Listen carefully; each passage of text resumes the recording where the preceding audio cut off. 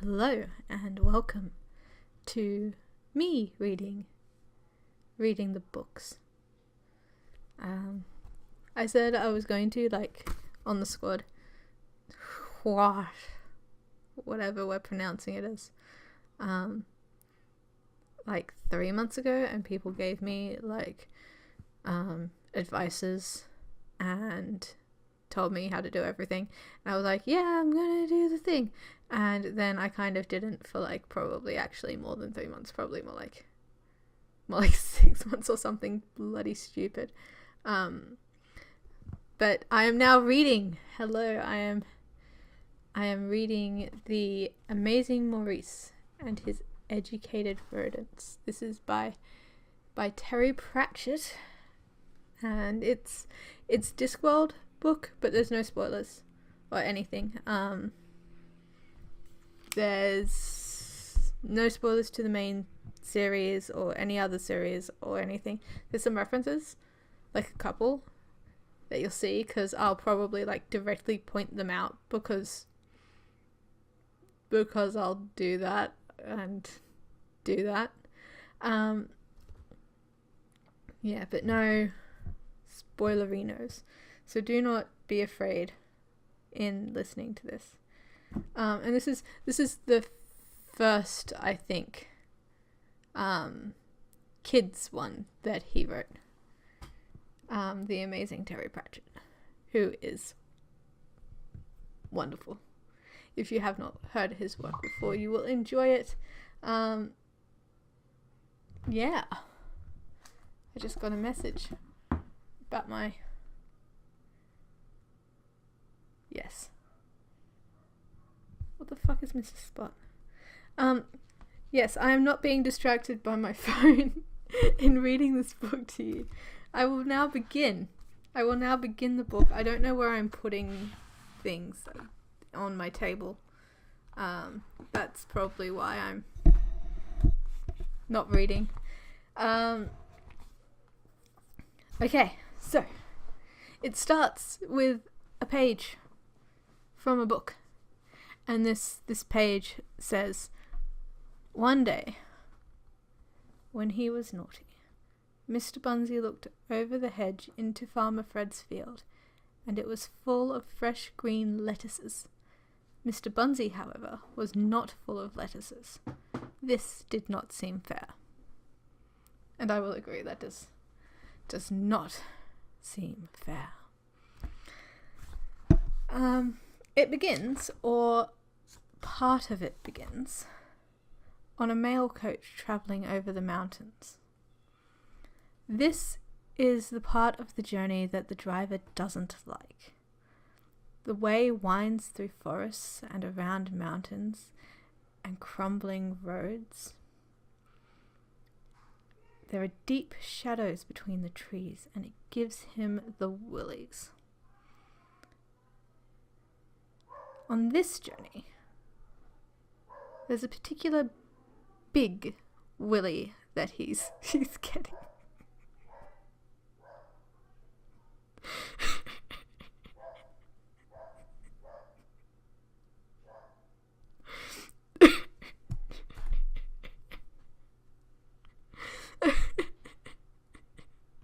Sorry.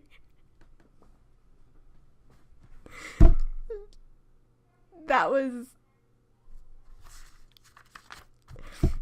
See, I actually prepared for this. I wrote notes and put symbols in my book for what I'm going to do and where to look, and I thought that I was fine with big willies.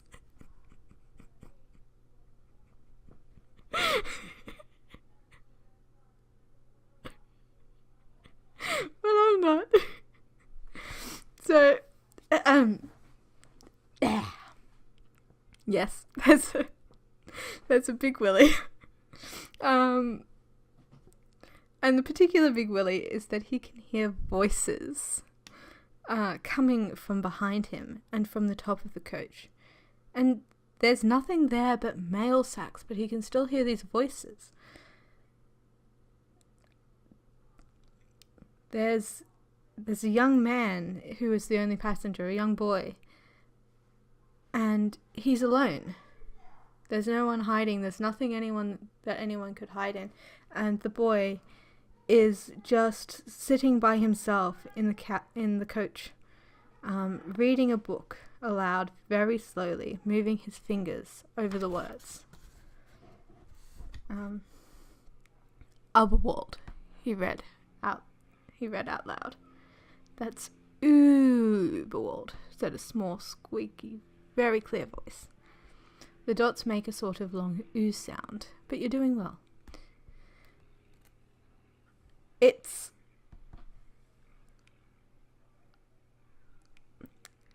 Sorry, I don't know where I am. Okay. But you're doing well. And he overpronounced it. He goes, like I did just a second ago, Uberworld. There's such a thing as too much pronunciation, kid, said another voice which sounded half asleep. You know the best thing about Uberworld? It's a long, long way away from Sterlat. It's a long way from Pseudopolis. It's a long way from anywhere where the commander of the watch says he'll have us boiled alive if he ever sees us again. And it's not very modern. Bad roads, mountains in the way. News doesn't travel very fast.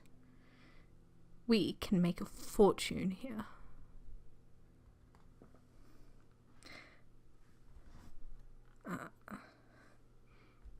Maurice, says the boy questioningly.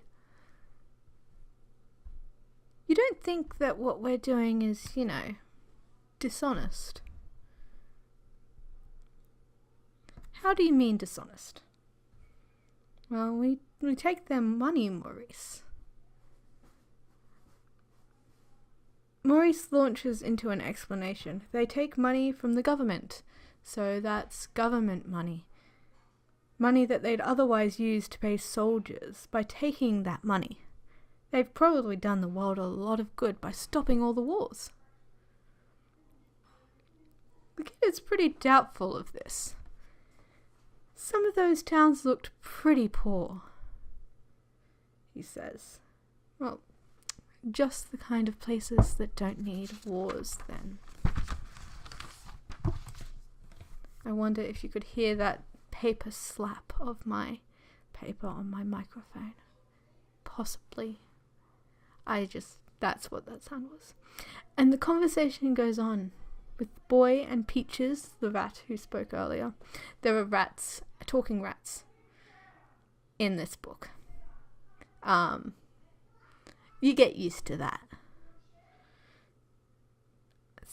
So Peaches says it's unethical, and Maurice insists that as it's government money, it doesn't count.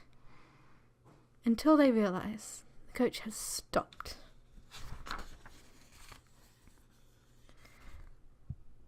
A voice came out from the darkness outside. Are there any wizards in there? The occupants look at each other in puzzlement. No, says the kid, with the kind of no that means, why are you asking? The voice continues to list things. Witches and heavily armoured trolls and werewolves and vampires. The kid says no to all of them, adding, we're all perfectly harmless.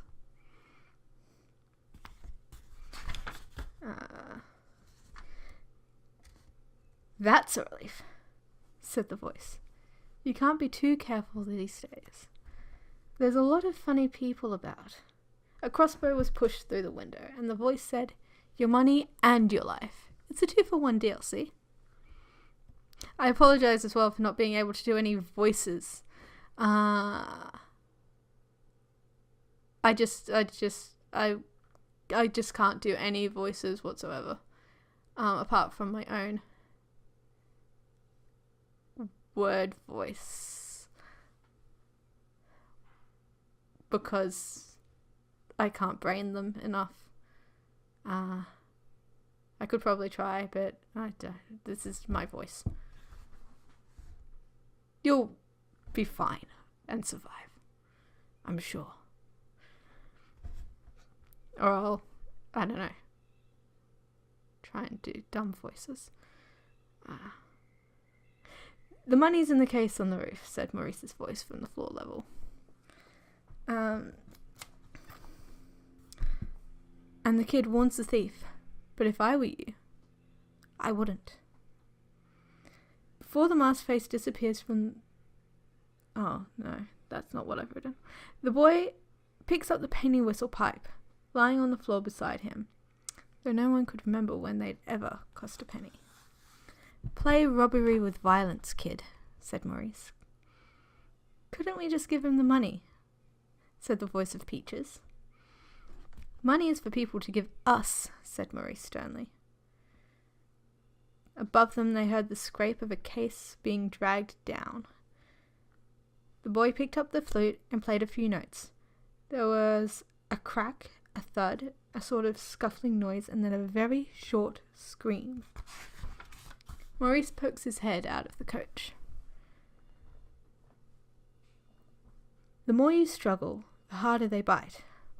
Probably not broken the stick skin yet. Good. Come forward, carefully. The highwayman steps forward, legs spread far apart, quietly whimpering. As soon as he sees Maurice, he narrows his eyes and he goes, You're a cat. And then he gasps, because the rats, they have him by the balls, quite literally. They are up his trousers and have attached themselves to his balls.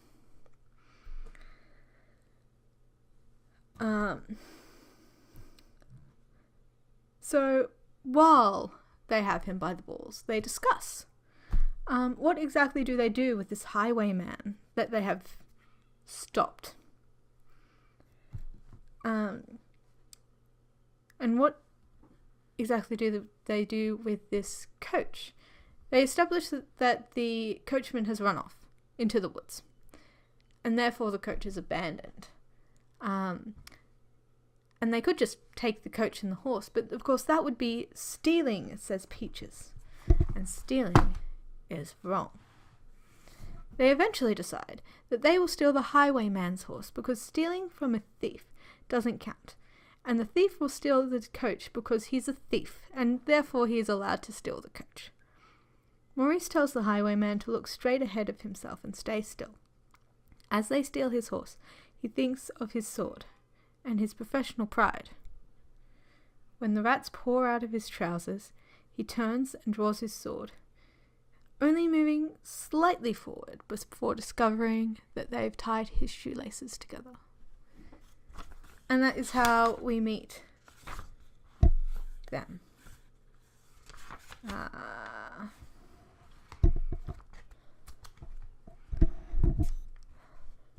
Maurice and the rodents of education. They said he was amazing. The amazing Maurice. He'd never meant to be amazing. It had just happened. He realized something was odd one day just after lunch when he looked into a reflection in a puddle and thought, that's me. He'd never been aware of himself before.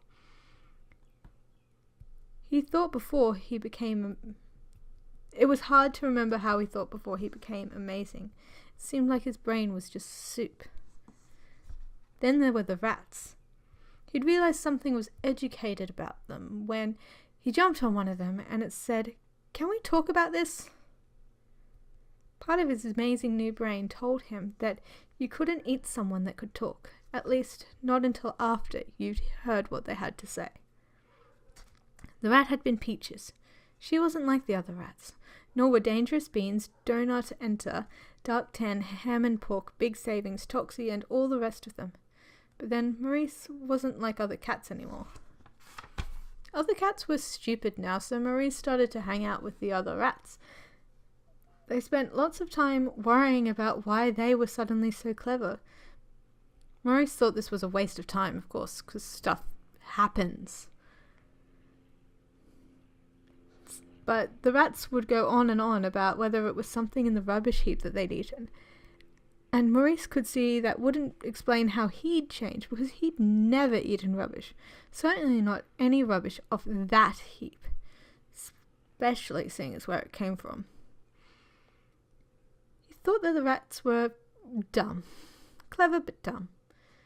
Maurice had lived on the streets for 4 years and barely had any ears left, scars all over his nose, and he was smart. To be on the streets for that long, you had to be smart. You also had to be rich. This took some explaining to the rats, but Maurice had roamed the city and learned how things worked, and money, he said, was the key to everything. And then one day he'd seen a stupid-looking kid playing the flute with his cap in front of him for pennies, and he'd had an idea, an amazing idea.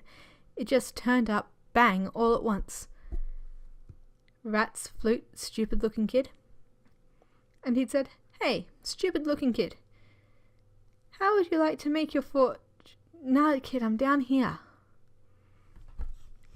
Dawn was breaking, when the highwayman's horse came out of the forest.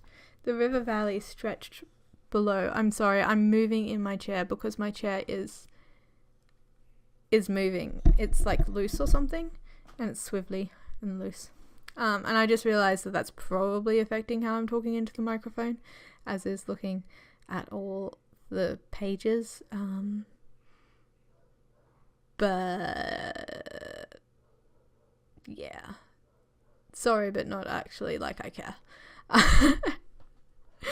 Because I just need to read this right now. The river valley stretched out below, with the town hunched against the cliffs. Maurice climbed out of the saddlebag, and the mice climbed out of the other bag. "What's the name of the town, kid?" Maurice asked, while the rats carefully counted the money. Maurice had no pockets, but something about him made people count their money as often as possible. "The town is Bad Blintz. Maurice says that bad comes from Bath. It's a very backwards place, and that they're very proud that they have a bath." Dangerous Beans asks if this is true, though it's clear he's actually saying that's not true. Dangerous Beans is a small albino rat, ill-looking and nearly blind, which wasn't much of a drawback to a species whose sense of smell was as good as sight and sound and speech combined. Dangerous Beans was not head rat, but that was Ham and Pork's job. He was old when the rat had changed, too old for change. He left talking to cats to Dangerous Beans, who'd been born just after. "It's a nice-looking town. Looks rich to me," said Maurice. "Now what we'll do is..." If there was one sound worse than Dangerous Beans, it was Peaches clearing her throat before she quietly said something that was going to upset him. "Yes? Do we really need to keep on doing this?" she said. "Well, of course no. I don't have to be here at all. I'm a cat, right? A cat with my talents? I could have got myself a really cushy job with a conjurer or a ventriloquist. There's no end to the things I could be doing, because people like cats. But owing to being incredibly, stupid and kind-hearted, I decided to help a bunch of rodents who are, let's be frank, not number one favourites with humans. Now, some of you have an idea of going to some island somewhere and starting up a kind of rat civilization of your very own, which is very admirable. But for that you need... What did I tell you need? The answer, of course, is money. The rats need money. Peaches clarifies that all the stealing grains and gnawing holes in walls is not morally right. Maurice mocks the rats for not wanting to act like rats and to start their own civilization, and reflects on his own ability to manipulate people. As long as you know what it was that people really, really wanted, You could very nearly control them, like when he would turn up at the university kitchens and the cooks would try to work out what he wanted, and he'd just patiently wait for a sound he recognized, like turkey legs or minced lamb. But he was sure he'd never eaten any magical stuff. It was the rats that did that. The dump they called home and also called lunch was at the back of the university. The unseen university in Ankh-Morpork for the Discworlders who are probably have already worked that out. But it's like a wizarding university. So there's a bunch of signs put up saying dangerous and toxic, but the rats couldn't read in those days. Maurice never ate anything off the dump. Thought that was a good motto. Don't eat anything that glows. But he'd become intelligent too, about the same time as the rats. Ahem, Peaches began again. We think this should be the last time.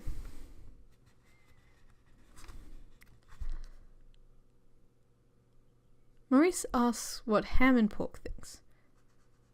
Ham and Pork objects to the word think, but ultimately concludes that boats are very ratty, and being ethical is unratty. Peaches points out that they have a lot more money than originally thought, as Maurice had said that gold coins were shiny like the moon and silver coins were shiny like the sun. And that was wrong. So now they had all the gold coins, and Maurice had all the silver.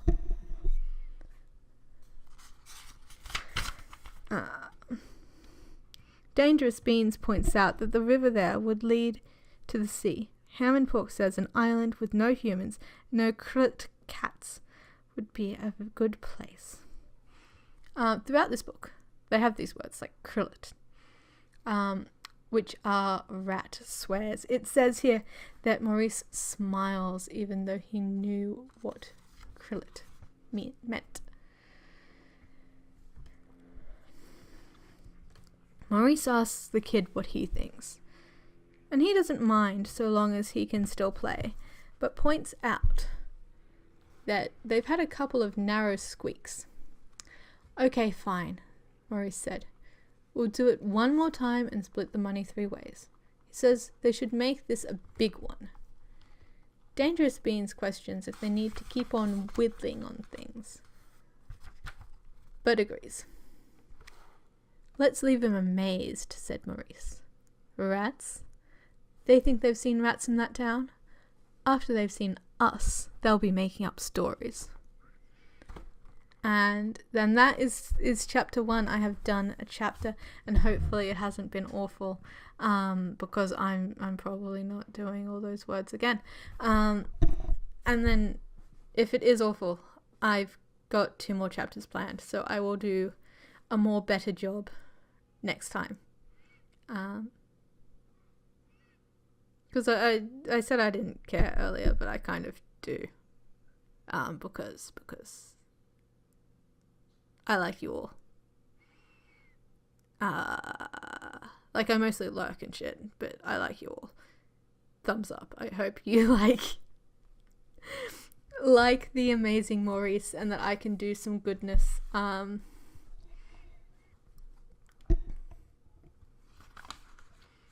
Yes, and I will post chapter 2 soon. Give me some tips. I'll probably get some actual practice for chapter 2. I just kind of wanted to get this, done. But yeah.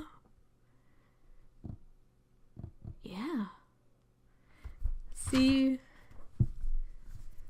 you at chapter 2 of The Amazing Maurice and His Educated Rodents. Good day, bye.